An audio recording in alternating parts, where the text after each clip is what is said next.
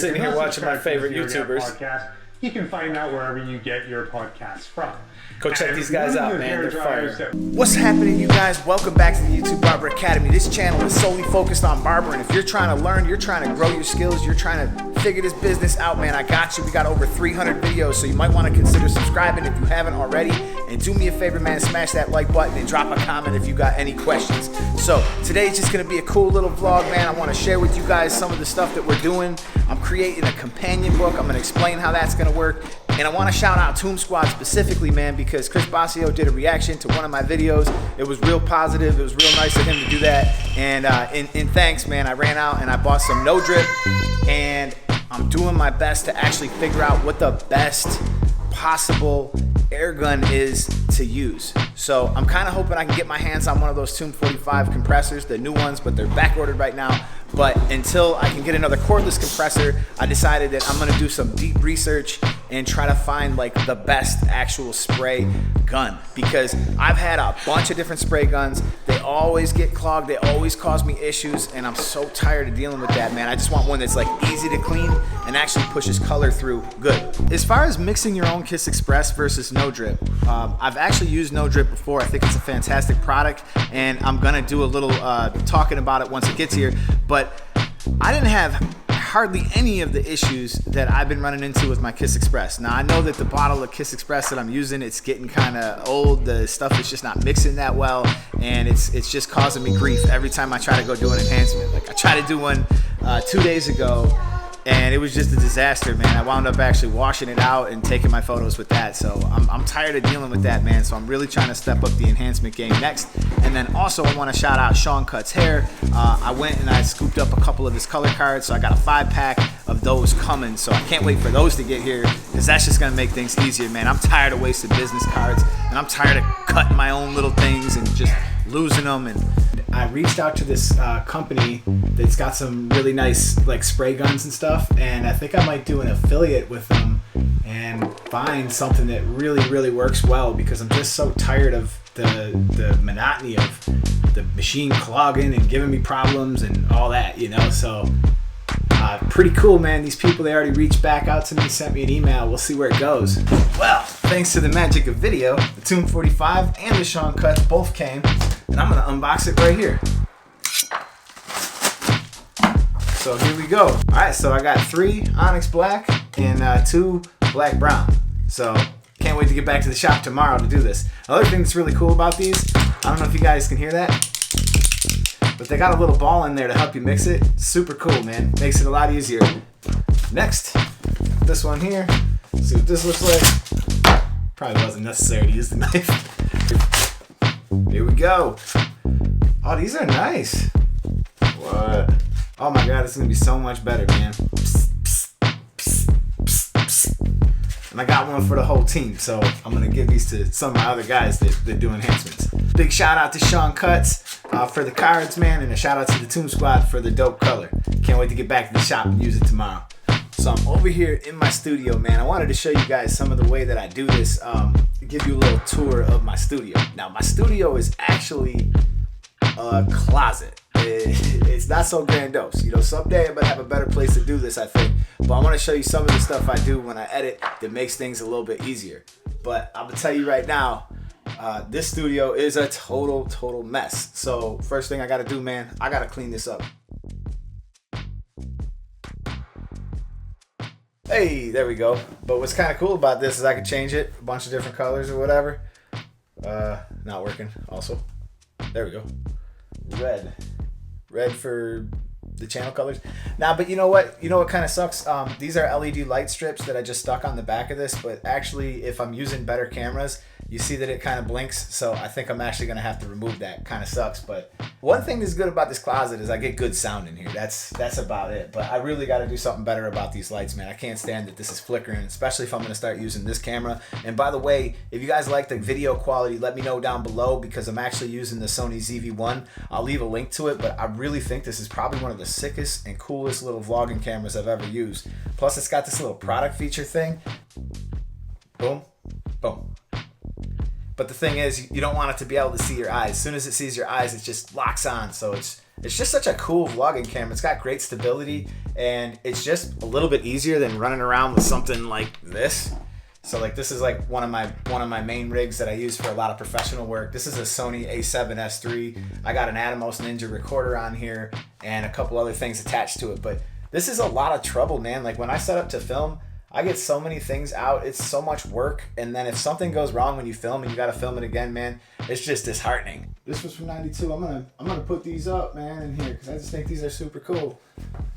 And you guys know I'm rocking with them Bills hard, man. You know it, man. Smash that like button if you're a Bills fan. Drop a comment. Got an axe to grind with you guys. Quit using your trimmers to debug. No, I'm just playing. I really got an axe because I'm about to use these big ass nails to hang that little flyer. This is something I wanted to show you guys, man. So if you have a little studio set up, they got these little camera articulating arms. I actually was gonna attach this at the shop and film, from this. This is gonna hold, practically most cameras, unless it's not, crazy heavy.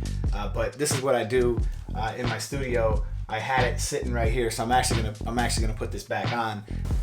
You can move these around, and it just makes it super easy to hold your camera. So I'm gonna set my camera up here. Another cool little thing, man, if you guys are filming a lot, you got some cameras, you want to take care of them, these little lens caps, man, they're just so nice. So like this thing here, if my camera's dirty, I could just safely clean it and it looks super nice. Everything cleans up nice. And then the other side of it's a brush. You could dust off your sensor if you have to. But these are just super, super clutch to have rather than trying to wipe it off with something else and possibly scratching an expensive lens. These are actually pretty clutch too, man. This is a quick release plate, and what I do is I just put those quick release plates on all my tripods or my gimbal or whatever, and then I can take my camera off, boom, put it on a gimbal, boom, put it back on a tripod, put it on whenever I want. But with this little arm here, I don't need that, so I'm just gonna actually take that off. Got my camera set up right here. I got my Rode mic, and the Rode mic sends a signal straight to my lavalier mic, so like when I use that. But in here, I'm kind of close, so I'll probably just use a shotgun mic, or I could use my Zoom H6, which is what I use for my lives. This with your boy? That's right. I wasn't that dumb. I was on the honor roll. No, I was never on the honor roll since elementary school. So basically what I have here is I have a Rode mic NTG3 running into my K3M, and now I'm gonna get really, really clean audio. I'm just monitoring it with the headphones, for a second just to see how my audio levels are, and it's pretty incredible. So this is what the audio sounds like with the NTG3 and the ZV-1. I got the Rode Mini Micro on the ZV-1, so that's what it sounds like here. This is the audio coming out of that, and here's the audio that comes out of the NTG3 with the A7S III. I think it's like night and day difference, and audio is just so important when you're doing tutorials, especially you're trying to crank through some information that's not always the most interesting. But hey, I'm ready to show you guys the studio now. I finally got it all cleaned up. It looks good.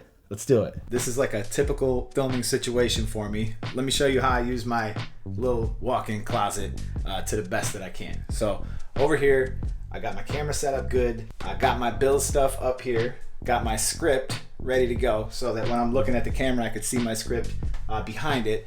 And then if you come over here, I can actually monitor how I look with my Atomos, because I'm standing here, right, and I'm looking at the camera. Let me show you the view.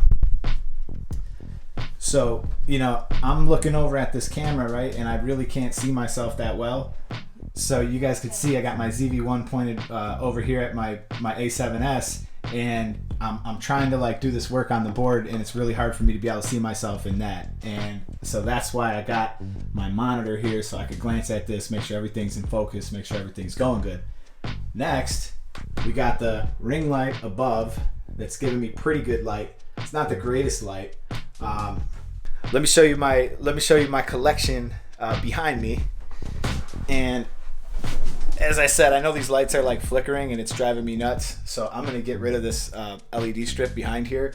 But you guys know your boy's a huge Gamma fan, and we have everything from the Evos, Unos, Proteges, and all my favorite machines just sitting up here, and I like to have them behind me, so when I'm doing my lives, if I want to grab one and do something with it, I got it right there and I could just grab it, Man, the one thing I really can't stand about my studio, man, is this damn chair. I got this chair from Walmart. This already fell apart. It actually fell apart within the first 3 weeks of me using it. You guys got any suggestions for like a chair, maybe a gaming chair, something I could edit in that's like real comfortable? Leave it in the comments, man. I got to do something about this. But other than that, I'm actually really happy about the studio. I think it's pretty dope. It's a good place to produce videos, a little bit faster than trying to set everything up outside like or somewhere else. So, you know, this will allow me to pump out some content. And if you guys want to set up a studio like this, man, or if you have one, drop it in the comments, man. I'd love to hear about it. Okay, so we got a 3-cam setup. Got my main cam, got my backup cam, and I'm gonna let that one run too. We'll see if it holds up. That one's, the battery's about to die on that one, so I don't got a lot of faith that that's gonna make it that far, but I won't really need that one. The other thing I gotta do, I'm not really the greatest at drawing. I'm actually gonna have to draw a silhouette of you know, like a person's head, because I'm trying to show skin lines, and I think this is probably the easiest way to do it, to get the point across. I tried using a Mannequin, which I should probably go get just in case I want to gesture to that, but the reality is I tried filming it in the shop.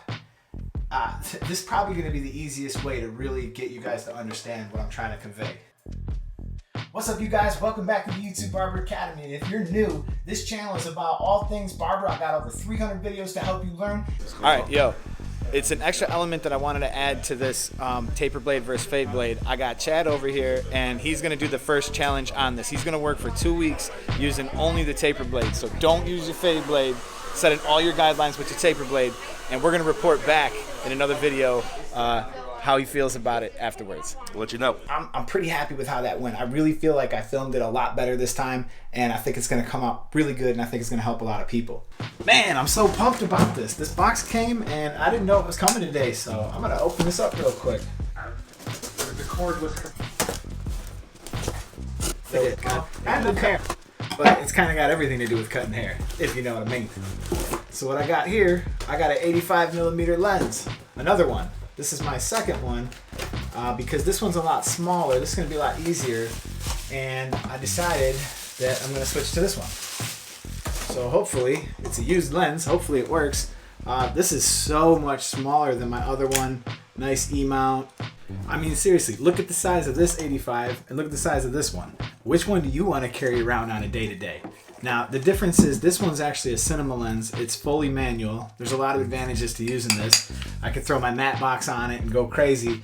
But for what I'm trying to do, just the barber tutorials, this little 85mm lens would be perfect. I'm going to put a link in the description for this if you guys are interested in this, but I really have experimented with a ton of different lenses and a ton of different options. This is light, it's affordable, and it gives you a rock solid clarity, and you can take some sick photos with it. But I was just sitting here and I was just thinking, I got a total lifetime view on the channel of 7.78 million. So that's nearly 8 million people who have viewed the channel. That's just insane to me. It really, you know, it's mind-blowing. But I just want to thank you guys so much for all the support and all the love and all the kindness over the years. And no, I'm not talking to you, algorithm, evil algorithm of YouTube that hates my channel. But the rest of you guys, man, just been super, super cool and super supportive, man, and I can't thank you enough. Hope you guys liked the vlog, man. Maybe you learned something, maybe you didn't. I'll catch you guys in my next video, all right?